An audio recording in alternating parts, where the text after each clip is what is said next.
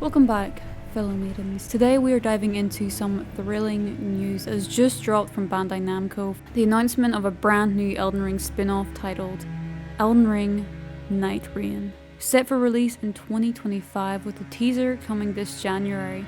If you're as obsessed with Elden Ring as I am, you're going to love what they've planned for us. So let's get into it a little bit here. So first up, Elden Ring Nightreign throws us into the familiar yet mysterious world where we are no longer called the Tarnished, but instead we are called Nightfarers, beings on a quest for redemption. This game introduces a fascinating twist with a 3-day night cycle that not only shrinks the map, but pushes us towards an epic boss battle against the Night Lord. Each night in-game brings us closer to this formidable foe. And by defeating them, we don't just get rewards, we also unravel more of that deep, dark Elden Ring lore that we all love and crave. Now what's super exciting is that Nightreign will unveil new locations, bosses and items, and it seems like we might even see some ideas that didn't make it into the base game. That's more just my theory though, so don't take my word for it. In addition to new lore, Nightreign is introducing 8 new classes. You can explore these darkened lands solo or team up with 2 other players. There will also be mini bosses to defeat which will give you cool buff, and there will be dungeons to raid to get awesome loot and gear. Speaking of characters, let's talk about customization. So the game developer Ishizaki has assured that customization is still very much a part of the game, allowing us to bring our unique flair to the Nightfarers, which instills that uniqueness that we all love within the Dark Souls series. Not only that, we also see a familiar face returning, Margot, from the base game, who will accompany us, whispering secrets and adding that classic Elden Ring feel to our journey, and I think this is a great way to keep the spirit of the original game alive in our new adventure. So I'll be honest, when I first heard about Elden Ring's Nightreign, I had my doubts. The idea of a survival co-op spin-off initially had me rolling my eyes, but I thought, could this really capture the essence of Elden Ring, or is this just going to absolutely destroy it? But as I delved deeper into the details and listened to what the developer had to say in his interviews, my perspective really did shift. So the game cleverly bases its mechanics on the concept of nighttime, which we all know and remember and love. The Wraiths and Nox in the base game, who were also heavily influenced by the nighttime. So this concept weaves the influence of the moon and the sea, something poetic and eerily beautiful, a common concept we see in and throughout the Elden Ring and Dark Souls series. The developers have introduced elements like the night tide and murk. Here murk symbolises the murky and mysterious waters and acts as our currency. Meanwhile, the night tide interacts with our gameplay environment, dynamically shrinking the map, just like how the moon affects the tides at night. So I love how they've come up with this really cool concept for us, and they've really stuck to the true nature of the Elden Ring lore and how fascinating it is. I'm really truly impressed by how they developed these concepts, and it's not just about adding layers of complexity. I think they've really enriched the story and gameplay with natural and mythical elements that resonate with the mysteriousness and the grandiose themes of Elden Ring. I was really blown away by how they expanded on it in the DLC, and to see that they brought that same style to the spin-off makes me really happy. This decision they have made shows me that the developers have a deep respect for the fanbase and their dedication to creating an experience that is both fresh and relevant to what we've come to cherish in Elden Ring. And I think that this will be a great way to bring new fans to the Elden Ring and Dark Souls universe, which will hopefully expand it and enable it to become bigger so that we can get even more Elden Ring and Dark Souls themed stuff in the future. Overall, Elden Ring Nightreign looks like it's going to be a phenomenal expansion of the Elden Ring world. The idea of battling through a shrinking map under the cloak of night has gotten me very excited.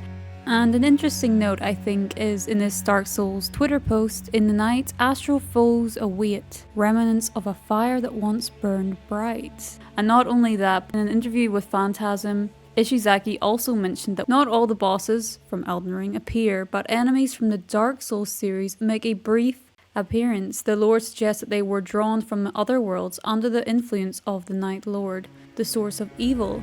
And throughout the trailer we do see a lot of emphasis on these astral foes that are supposedly remnants of a fire that once burned. So it'll be really interesting to have a closer look at those once the game is released and we find out more details about the Night Lord and this evil that is looming in this Nightreign. So it's very, very exciting. So not only are we getting the beautiful universe of Elden Ring, but we are also seeing some of those beloved bosses from Dark Souls. I think it's beautiful that they're reconnecting the old with the new, and I'm very, very excited as someone who loves Elden Ring and Dark Souls. So, speaking of the rich lore and immersive world of Elden Ring, let's discuss Dark Souls. So we have some confirmed bosses within Nightreign from Dark Souls, and we can speculate on the others that we might encounter based on the locations and the things we see in the trailer. First up, it is confirmed that the Nameless King, a fan favourite from Dark Souls, will be making a grand reappearance in Nightreign. His return definitely does add a majestic aura that we all love, and we will also be seeing Centipede Demon. From the screenshots released and the articles like this one, we can see fiery locations and eerie, spider-infested zones. This leads me to speculate, does this environment remind anyone else of the Chaos Witch Quailag's domain? Think about it. Fiery underground, littered with spiders. It seems like the perfect setting for a combat from the Chaos Witch herself. Imagine battling Quailag in the enhanced, sprawling landscapes of Nightreign. I think that would just be insanely awesome. Quailag was one of the first bosses I've seen from Dark Souls, and ever since then I thought that must be one heck of an awesome game, and it for sure is.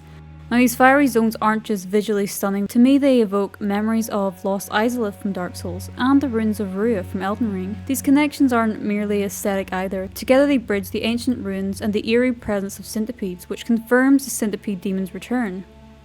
And who else do we know is a centipede? Romina, so it's nice to see that kind of connection there somewhat. I don't know if it'll elaborate on that at all, but that's just for us to see, I suppose. While on the topic of bosses, wouldn't it be incredible to see Artorias make an appearance? Or even Ornstein's Smough? Though they might be a long shot, the inclusion of such legendary figures would be a real treat for Souls fans.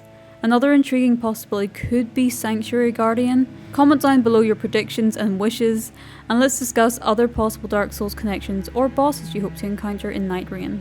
And it's not just Dark Souls getting some nods in Nightreign. In interviews from Famitsu and IGN, director Ishizaki stated that there are relics in the game that work somewhat similar to the Bloodstones from Bloodborne. Although we won't be seeing Ludwig or chasing Micolash in this spin-off, the inclusion of these relics, it's just nice to see a nod to Bloodborne. Even though there is some presence of spider themes in Nightreign, this does remind me of Rom, the vacuous spider, but I don't think we'll be seeing her unfortunately, but it would be nice. The way Nightreign weaves together elements from the Soulsborne universe is fascinating. To me, it's going to really enrich the gameplay and narrative depth. It's a really exciting time to be a Souls fan, and I really hope this can bring together Souls fans and Elden Ring fans. I hope it is as good as it sounds.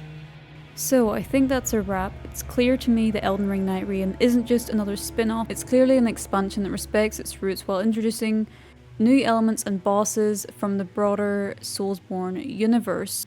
So I hope you guys are ready to step into the shoes of a knight farer and face the Night Lord. I mean, it does look incredibly epic. So make sure you learn your strategies fast, confront those bosses, and honestly have some fun, because I think we are in store for a lot of it, so get ready. Registration will be opening from January 10th, check that out on Steam, and the beta test will start in February, so it's just around the corner. Last thing I do want to note is the one thing we will be leaving behind in the Elden Ring and Souls universe is messages. So we will not have time to write down our messages, as this will be a timed thing, so therefore kiss goodbye to those rump-filled messages, because you will not be able to leave those in a Night Realms universe. So that leaves us here. What do you guys think about it? Are you ready to become a Nightfarer and seek redemption in Nightreign? I definitely am. Drop your thoughts in the comments below, hit that like button if you're excited for Elden Ring Nightreign, and don't forget to subscribe if you want to see more updates and gameplay videos from your Dark Fair Maiden. Also a big massive shout out to my Loot Goblin members. Thank you very much Bailey and Pancakes and Hammers for your awesome support.